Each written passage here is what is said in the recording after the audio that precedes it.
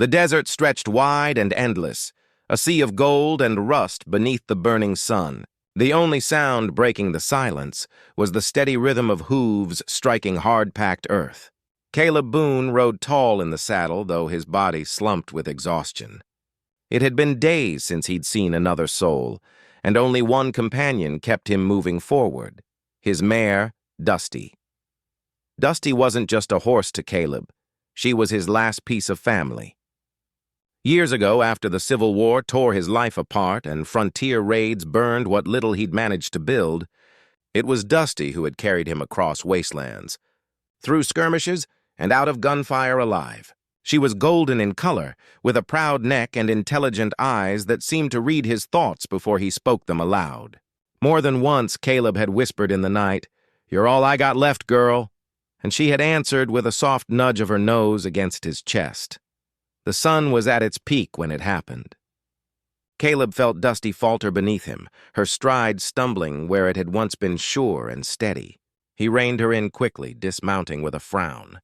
"Easy, girl. Easy," he murmured, crouching beside her. That's when his heart stopped cold. Her front leg trembled violently, swelling already thick around the fetlock. Foam gathered at her lips, her chest rising and falling with labored breaths. Caleb's trained eye caught the unmistakable signs. 2 puncture marks, small but deadly, glistening dark on her hide. A rattler's kiss. Panic seized him. He'd seen snake bites take men and beasts alike, and he knew what it meant. Alone, miles from the nearest town, with no doctor, no saloon keeper, not even another rider passing by, Dusty's fate was sealed. His hands shook as he dropped to the sand, cradling her head against his lap. Her ears flicked weakly at his voice as he whispered, "No, not you, girl. Please, not you." Tears burned hot at the corners of his eyes. He hadn't cried when his father's farm was burned to ash. He hadn't cried when he buried his brother beneath a sycamore after a raid. He hadn't even cried when hunger gnawed him through long winters. But now, kneeling beside this dying horse, the tears came like a flood. The desert felt cruelly silent, as if the whole world had turned its back on his grief. He pressed his forehead to Dusty's, his tears wetting her coarse mane. Memories surged through him, her galloping hard as bullets whistled past, her pulling him from flash floods, her gentle patience when he talked to her as if she were human. Caleb had little left of his life. If Dusty died here, he wasn't sure he'd have the strength to keep moving forward. "Hold on," he begged in a voice broken and hoarse. "You've been strong for me when I couldn't stand on my own. Just one more time, girl. Hold on." His hands trembled as he stroked her neck, helpless against the poison now raging through her veins. Dusty's breathing slowed, heavy and uneven. Caleb felt his chest tighten like a vice. He cursed himself for not seeing the snake, cursed the land for being so merciless, cursed the heavens for testing him again and again. There, in the middle of the barren desert, the cowboy bent over his horse and wept. He thought no one could hear him. No one could witness the unraveling of a man who had always been unyielding. But as the tears fell into the dust, soft footsteps approached, unnoticed, unheard, until a shadow stretched across them both. The desert had never felt so vast, so hollow as when Caleb Boone clung to his mare's side. His hat lay in the dust, forgotten, and his shirt clung to his back with sweat and grief. Dusty's breath rattled in and out, shallow and pained. Caleb could think of nothing to do except hold her head steady and murmur useless comforts. That was when he heard it. Soft, deliberate steps crunching lightly on the gravel. Instantly, Caleb's spine straightened, instincts kicking in. The West was no place to let your guard down, not when strangers could mean thieves, raiders, or worse. His hand flew to his revolver, snatching it from its holster with the quick reflex of a man who had been ambushed before. "Who's there?" His voice cracked, raw from weeping, but it carried an edge sharp enough to cut the dry air.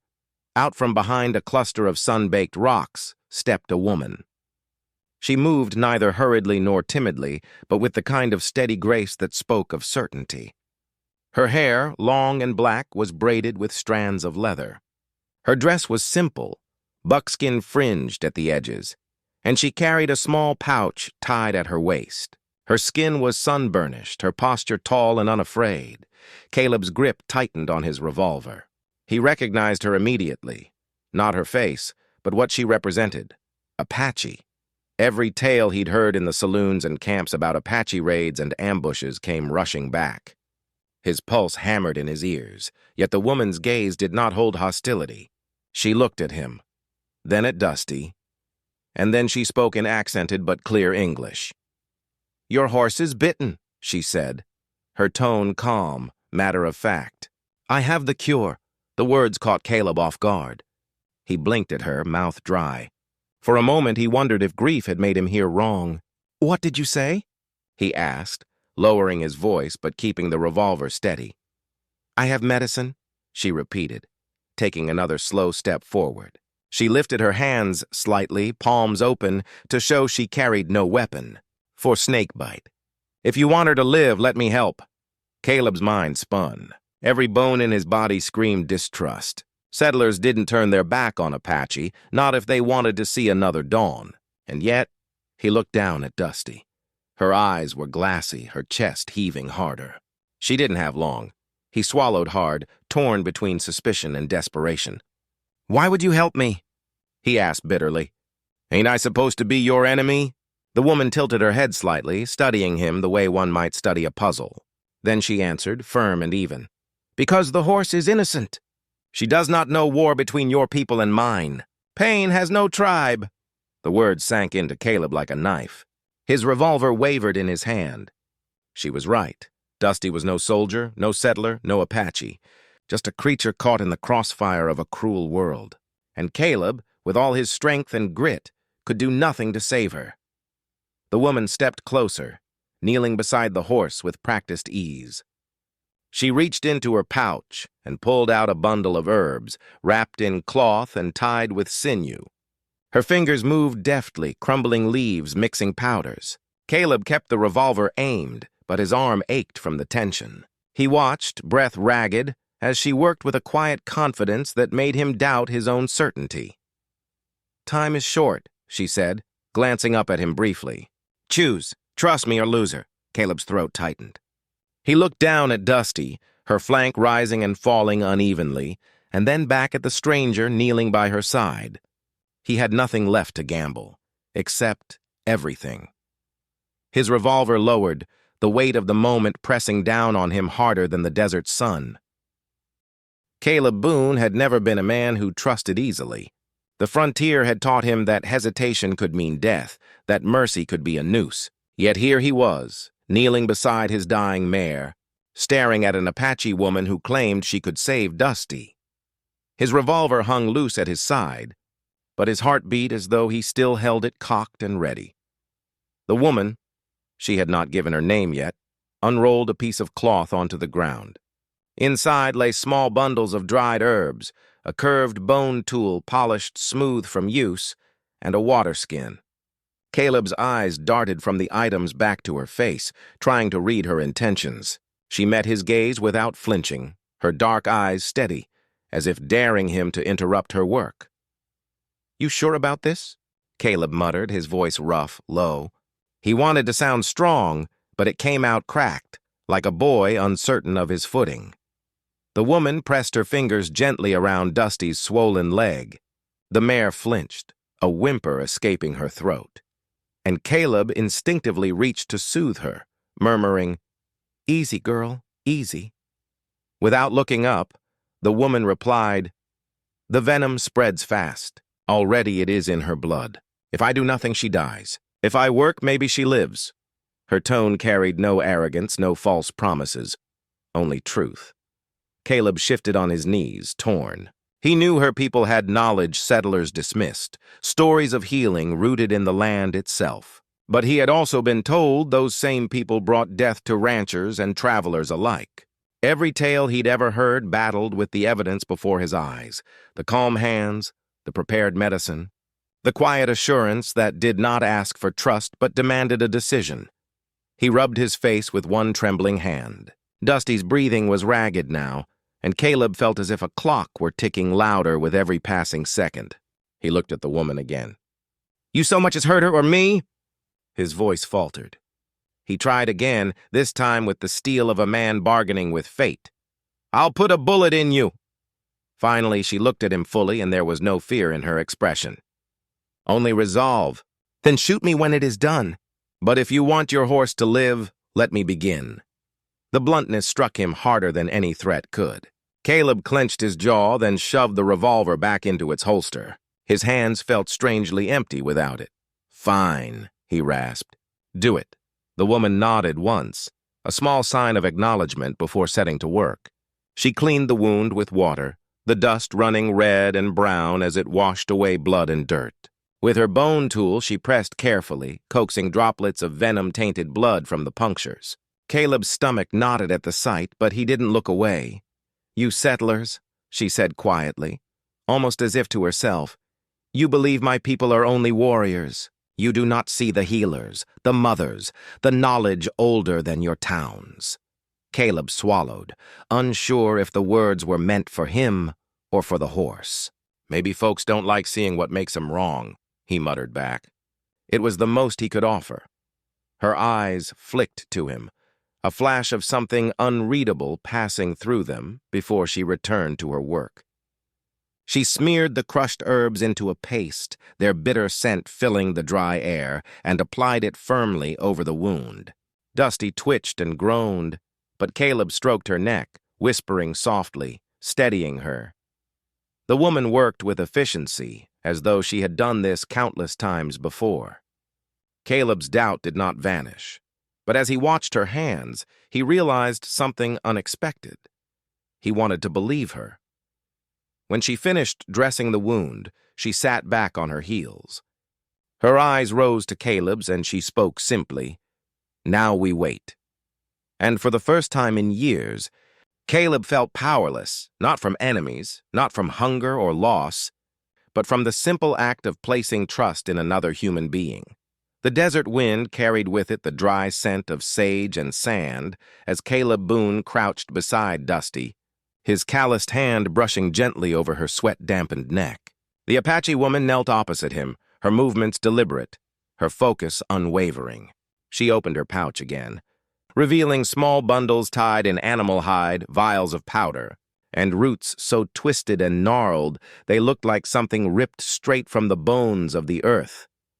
Caleb had seen doctors in frontier towns with their polished tools and bitter tinctures, but this was different. Primitive, he thought at first. Yet as he watched her work, the thought began to unravel. Every action she took had purpose. Every herb she touched was measured with care, like a woman reciting scripture by heart. "What's that?" Caleb asked at last, nodding toward the crushed green leaves she was mixing into paste with a flat stone. She did not look at him as she answered. "Yucca root mixed with desert sage. It draws poison, cools the flesh." "And that powder?" He pressed, his voice gruff, suspicion still lurking behind his questions. "Ground from mesquite bark. Keeps the wound clean." Her voice was even, calm as though teaching a child. Caleb wanted to scoff, but he couldn't ignore the strange comfort that filled the air. It was more than medicine. It was ritual, the weight of knowledge carried down generations. He shifted uncomfortably, feeling foolish for the revolver still at his side. "You've done this before?" Her eyes flicked up, meeting his briefly. "Many times. Snake bites, spider bites, even wounds from arrows. My people have lived with this land longer than your towns have stood. We know its dangers and its gifts." Caleb chewed the inside of his cheek, struck silent for a moment. He thought of the countless settlers he'd heard dismiss native remedies as superstition, mocking them in saloons while clutching bottles of whiskey to numb their own pain. He remembered men dying of fever when doctors were weeks away. If this woman's knowledge could save Dusty, then maybe all those sneers and jokes were just ignorance hiding behind arrogance. The woman pressed the paste gently into the wound, her fingers steady despite Dusty's occasional shudder. Caleb winced at every flinch from his mare, whispering comfort, but the woman remained focused. She wrapped the leg in a strip of soft buckskin, binding the medicine against the flesh. Her hands moved with practiced skill, her touch both firm and tender. As she worked, she spoke again, though softer this time, as if half to herself. The snake gives death, but also teaches. Its bite reminds us we are small. The earth is greater than us. To live here, one must listen. Caleb raised his eyes to her, caught off guard by the weight of her words. You talk like the desert's a teacher. She paused, looking at him with quiet intensity. Is it not? It breaks the proud, humbles the strong, and yet it feeds the one who learns. Your horse, she is strong because she listens. She follows you, but she also follows the land. That is why she may live. The statement struck Caleb deeper than he expected. He had always thought of Dusty as loyal, obedient, almost human in her devotion. But perhaps she was also wiser than him in ways he had never understood. The woman finished her work, wiping her hands clean on the edge of her dress. She sat back, watching Dusty's trembling breaths, then glanced once more at Caleb. Now, the earth will decide. I have done what I can. Caleb let out a shaky breath, torn between awe and doubt. He wanted to ask her name, but the question stuck in his throat. Instead, he just muttered, If she pulls through, it'll be 'cause of you. The woman shook her head, her dark braids swaying gently. No, it will be because she chooses to live. For the first time since the bite, Caleb felt the tiniest spark of hope, fragile as a candle in the wind, but hope nonetheless. The desert sky was bleeding into orange as the sun leaned westward, casting long shadows across the sand. Caleb Boone had never known an hour to drag so heavy. Dusty lay stretched on her side, her chest rising and falling in jagged waves. The Apache woman's medicine clung to the wound, the sharp scent of sage and bark mingling with the dust in the air. Caleb sat close, one arm draped over his horse's neck, whispering comfort even as dread gnawed at his gut. Then Dusty jolted, her body convulsed, legs thrashing in the dirt, eyes rolling back white.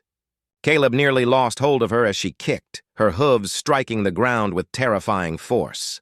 Easy, girl, easy, he cried, throwing himself across her neck to pin her down, though his strength was nothing against her wild panic. The Apache woman moved quickly, kneeling by the swollen leg, keeping the poultice pressed firm against the wound. She fights the poison, she said sharply, her calm voice cutting through the chaos. Do not let her roll onto herself. Hold her steady! I'm trying! Caleb growled, sweat pouring down his temples as he dug his boots into the sand for leverage. Dusty thrashed again, and for a moment he thought she'd break free, crushing him in the struggle. But he clung tighter, murmuring through gritted teeth. Stay with me, girl, stay with me. You've carried me through hell. You can carry yourself through this. Every tremor that racked her body tore at him. Dusty wasn't just an animal. She was his history, his family, his proof that not everything he touched turned to ash. Watching her suffer felt like a blade twisting in his chest. Caleb's throat closed, and before he realized it, tears stung his eyes again. He pressed his forehead against her mane, whispering hoarse prayers he hadn't spoken since boyhood. The Apache woman didn't interfere with his grief. She worked silently, keeping the medicine firm, sometimes pressing her hand to Dusty's chest to feel the rhythm of her heartbeat. Her own eyes narrowed in concentration, but there was no fear there, only patience, as if she had seen death wrestle with life many times before. Minutes stretched into eternities. Dusty's thrashing slowed, but her breaths came ragged, uneven. Caleb dared not move. He was half afraid if he lifted his weight from her, she would slip away completely. Talk to her, the woman said suddenly, her voice low but steady. Caleb looked up, confused. What? Your voice is her anchor, she explained. She knows you. Speak so she remembers the world. Caleb swallowed hard, then bent close to Dusty's ear. Remember the river girl? He whispered, his voice breaking. When the current nearly took us, but you swam us to the other side? Remember the winter in Kansas, snow up to your belly, and you still pulled me through? You're tougher than me, Dusty. Always have been. His words cracked into sobs, but he kept speaking, clinging to the sound as much as she did. Dusty gave a weak shudder, her eye blinking as if searching for him. Caleb's heart leapt. He kissed the side of her muzzle, his tears soaking her golden hair. That's it. That's my girl. Don't you leave me now. The Apache woman placed a hand on his shoulder, firm but grounding. She is not gone. but she must choose to fight. Hold her spirit with yours. So Caleb stayed, murmuring every memory, every promise, every scrap of love he had buried deep inside himself. The desert fell silent but for his voice and Dusty's ragged breaths. Man and horse clung to each other, both trembling, both teetering on the knife's edge between despair and hope. And though the sun sank and shadows swallowed the desert floor, Caleb did not loosen his grip. If Dusty was to fight, then he would fight beside her. Night crept slowly over the desert, stretching its cool fingers across the sand. The air that had scorched Caleb Boone's lungs hours earlier now carried a chill, but he hardly noticed. He remained on the ground beside Dusty, his mare's labored breaths rising and falling in rhythm with his own. The Apache woman sat a short distance away, her back straight despite the long hours, her silhouette framed by the faint glow of a small fire she had built from dry mesquite branches. For the first time since her arrival, silence truly surrounded them. Dusty's thrashing had stopped, replaced by stillness so fragile it felt like glass. Caleb kept his hand pressed against her neck, terrified that if he let go, her life would slip away with the night breeze. "She will not die quickly now," the woman said at last, breaking the quiet. Her voice carried the weight of someone accustomed to uncertainty, neither promising nor dooming, only telling what was true. "The medicine slows the venom. The rest belongs to her spirit."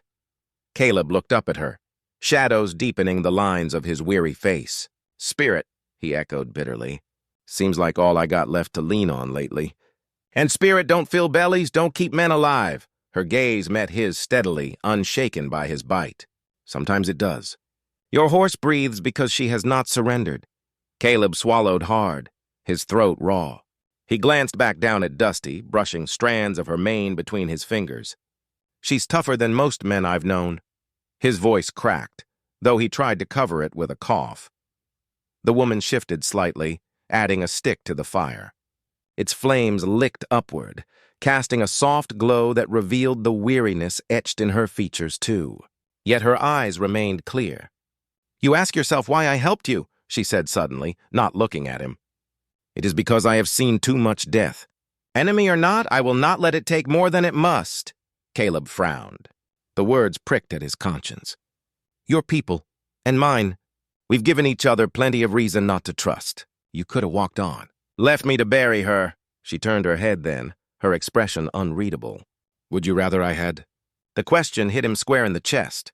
He opened his mouth, but no words came. Finally, he shook his head, his voice a whisper. "No, I'm grateful. More than I can say." For a moment, something softened in her eyes, something human, unguarded. Then it was gone, replaced again by the calm mask she wore. Hours passed, slow and aching. Caleb's stomach growled, but hunger meant nothing now. He dozed briefly, only to jerk awake in terror each time, fearing Dusty had stopped breathing. Every sigh she gave, every twitch of her leg, kept him swinging between despair and fragile hope. To fill the silence, he spoke, not for himself, but for Dusty. "Lost my brother in a raid," he murmured, staring into the fire. "Lost my home, too. Only thing that stuck with me through it all was her. Don't reckon I'd be walking this earth without her." His hand stroked Dusty's muzzle gently. The woman listened without interruption. After a long pause, she spoke in kind. "I lost my father to soldiers, my sister to fever when the settlers drove us from the river. Grief is the same, whether you wear boots or moccasins." Their eyes met across the fire. For the first time, Caleb felt the wall between them crack, not crumble, but shift enough for understanding to seep through. The desert was vast, cruel, and indifferent. Yet in that long night, with only a dying horse to bridge the divide, two souls found common ground in silence, in grief, and in the fragile hope that morning might bring mercy. The night deepened, stars spilling like silver dust across the black velvet sky. Caleb Boone sat cross-legged beside the fire, his eyes heavy with exhaustion but unwilling to close. Dusty's breathing had steadied into a fragile rhythm, each breath a victory. Across from him, the Apache woman sat with her hands resting lightly on her knees, her profile sharp against the firelight. For a long time, they said nothing. Words seemed too heavy, too dangerous. And yet the silence wasn't hostile. It carried the weight of unspoken understanding, of two people who had suffered more than they cared to admit. Caleb broke the stillness first, his voice low and hesitant. "I owe you more than thanks. Don't reckon I've ever seen anyone work like that. Never would have known what herbs to use or how to do it." She tilted her head slightly, acknowledging his words without pride. "It is what I was taught. From the time I was small, I learned the plants, the earth, the ways to heal. It is knowledge my people carry, passed down with stories." Caleb poked at the fire with a stick, sparks rising into the night. "Back in town, folks talk about the Apache like you're only raiders. Like you've got nothing but war in you." He let out a dry, humorless laugh. "Hell, I half believed it myself till tonight." The woman's lips pressed together, her expression unreadable. At last she said, "War is what your people see, because war is what they bring. When soldiers come with guns, we defend ourselves. When settlers push us from rivers and hunting grounds, we resist. But we are more than warriors. We are mothers, healers, children who laugh, elders who tell stories. Your people do not want to see those things?" Her words stung. Caleb looked away, ashamed though he didn't know why. He thought of Dusty lying there alive because of her hands, because of knowledge his own people mocked as primitive. "I guess I never thought about it like that," he admitted quietly. "Truth is, I ain't had much room to think about anything but survival. Lost my family young. Lost my brother to a raid. After that, I stopped looking at faces, just saw enemies." His jaw tightened. Maybe that was easier than asking why. The woman's eyes softened, though her voice remained firm. "I lost family too. My father fell when soldiers came. My sister died of fever when we were forced from the land she loved. Pain does not belong to one side only, Caleb Boone." He blinked in surprise. "You know my name?" She gave the faintest trace of a smile. "I heard you whisper it to your horse when you begged her to stay alive. The desert carries words, even the ones meant for no one's ears." Something in her tone, in the way she spoke his name, stirred an ache inside him. For years he had been nothing but a drifter, nameless to most, a shadow on the trail. Hearing his name on her lips reminded him that he was still a man, not just a survivor. He cleared his throat, suddenly self-conscious. "What about you?" "What do they call you?" "Nayeli," she said simply. "It means I love you in my tongue. My mother gave it to me so I would remember love, even in hard times." The fire cracked softly between them. Caleb repeated her name under his breath, letting it roll across his tongue.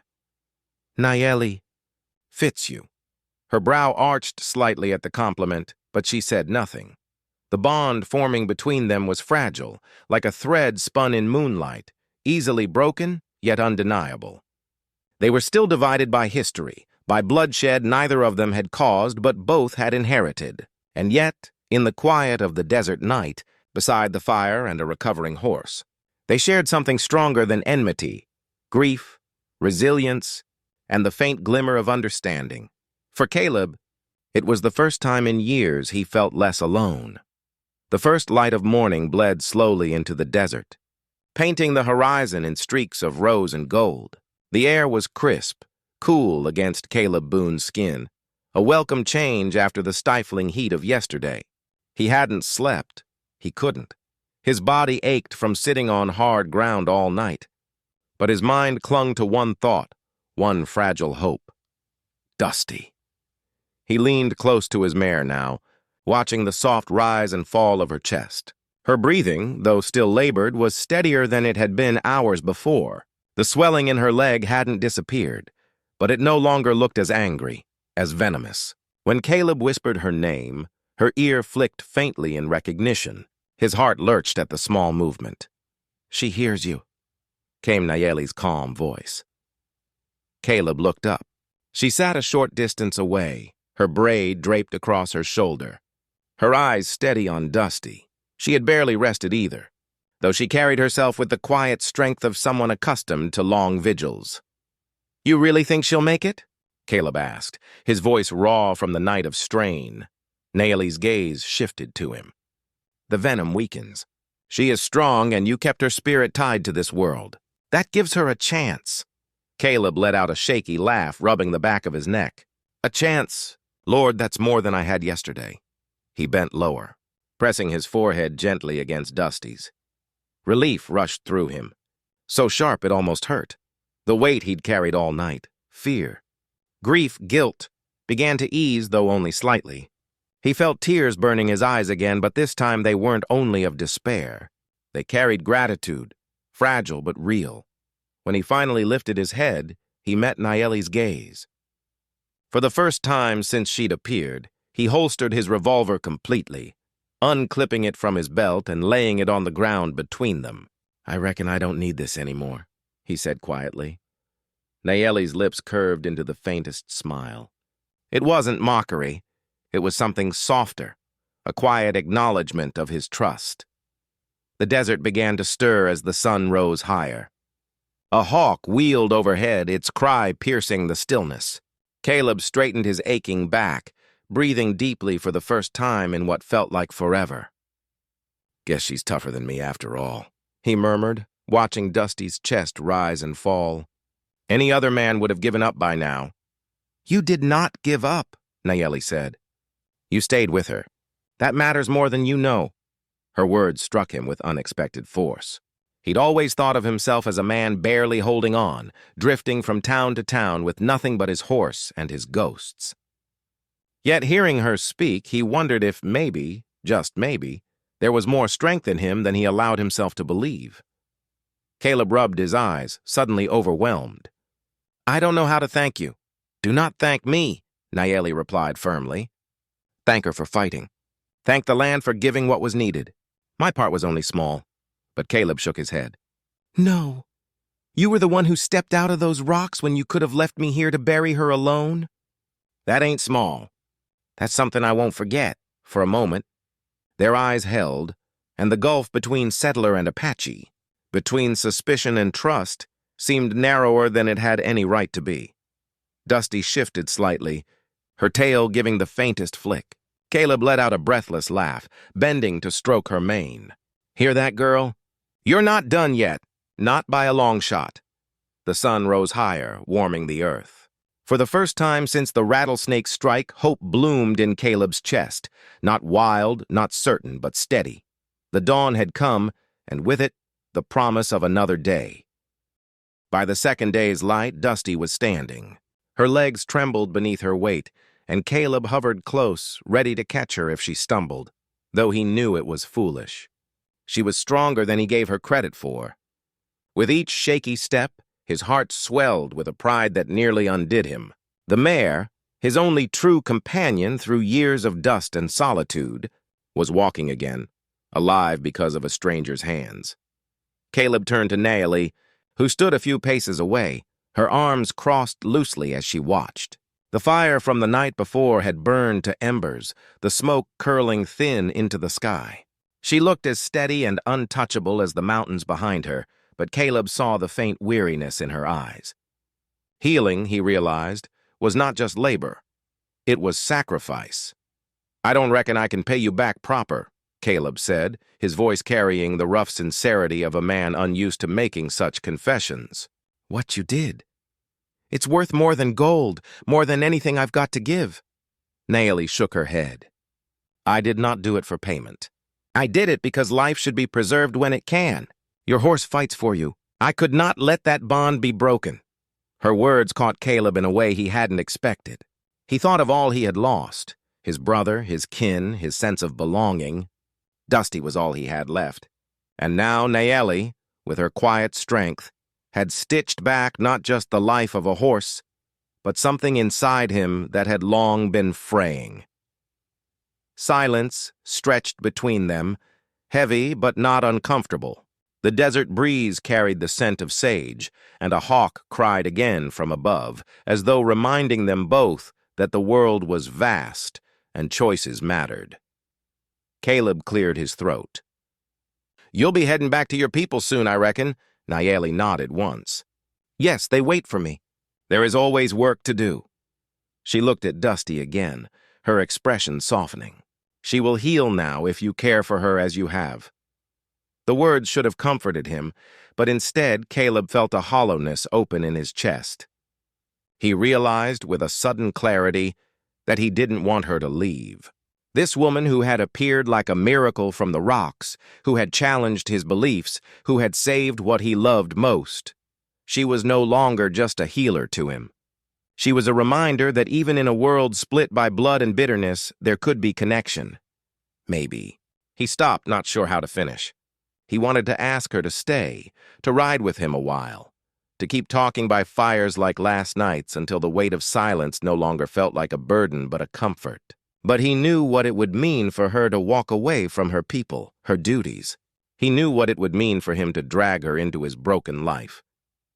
Nayeli watched him, her dark eyes steady, as though she could read every thought flickering across his mind. At last she spoke. "We walk different paths, Caleb Boone, but for one night, for one fight, our paths crossed. That is enough." He swallowed hard, nodding though his chest ached. "Enough," he repeated, the word tasting like both gratitude and loss. Dusty nudged him with her nose, breaking the moment. Caleb chuckled softly, scratching her mane. "Reckon she's telling me not to mope." Nayeli's smile was small, fleeting, but it lit her face in a way that Caleb knew he'd carry with him forever. And so, as the sun climbed higher and the desert day began, Caleb faced the hardest truth. Sometimes the people who save you cannot stay. Sometimes they are meant to walk back into the wild, leaving only the memory of their grace. Yet deep inside, beneath the ache of parting, flickered a spark he had not felt in years. Hope the desert stretched wide as Caleb Boone guided Dusty across the flats, her steps still cautious but steady. The sun blazed overhead, yet he felt lighter than he had in years. Each hoofbeat was a testament, not just to survival, but to the care of a woman whose name he would never forget, Nayeli. The syllables lingered in his thoughts like a prayer. He had watched her fade into the horizon at dawn, her figure swallowed by the land she called home. No farewell beyond a nod, no promise of return, just the certainty that her path and his had diverged. Still, her presence remained as real as the reins in his hands. Dusty tossed her mane and Caleb chuckled, patting her neck. "Reckon you'll outlive me, girl? You've got more grit than your fool of a rider." She snorted as if in agreement, and the sound brought tears to his eyes again, tears he didn't wipe away. He thought back on the night by the fire, the way Nayeli had spoken of her people, her land, her knowledge passed down in stories. For the first time he realized how blind he had been, living by half-truths whispered in saloons and campfires about the Apache. Men painted them as nothing but shadows and war cries. Yet in Nayeli's hands he had seen not destruction, but life restored, and with that realization came something heavier, shame. He had hated faceless enemies for years, never stopping to imagine their grief, their families, their own stories. It would be easy to return to his old ways, to slip back into bitterness and solitude. But Caleb knew he couldn't. Not anymore. Nayeli had planted something in him, and it would not be buried. As the days passed and Dusty grew stronger, Caleb carried her lessons with him. When he rode into towns, he found himself watching how settlers spoke about the land, how they dismissed what they couldn't understand. He didn't join their laughter anymore. Instead, he remembered Nayeli's quiet voice saying, "Pain does not belong to one side only." He began to change in small ways. He shared what little he'd learned about herbs when others' horses fell ill. He gave strangers the same patience Nayeli had shown him, and in the solitude of the trail, he told Dusty stories, not just of his brother, not just of old regrets, but of the woman who had stepped forward when all seemed lost. At night, under the stars, he would whisper her name. Sometimes he imagined her listening, the desert carrying his voice back to her. The seasons turned.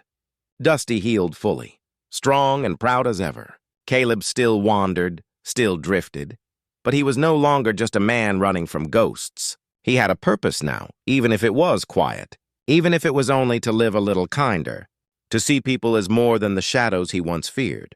One evening, months later, he rode past a family whose wagon wheel had splintered on the trail. They expected him to pass by. Drifters seldom stopped.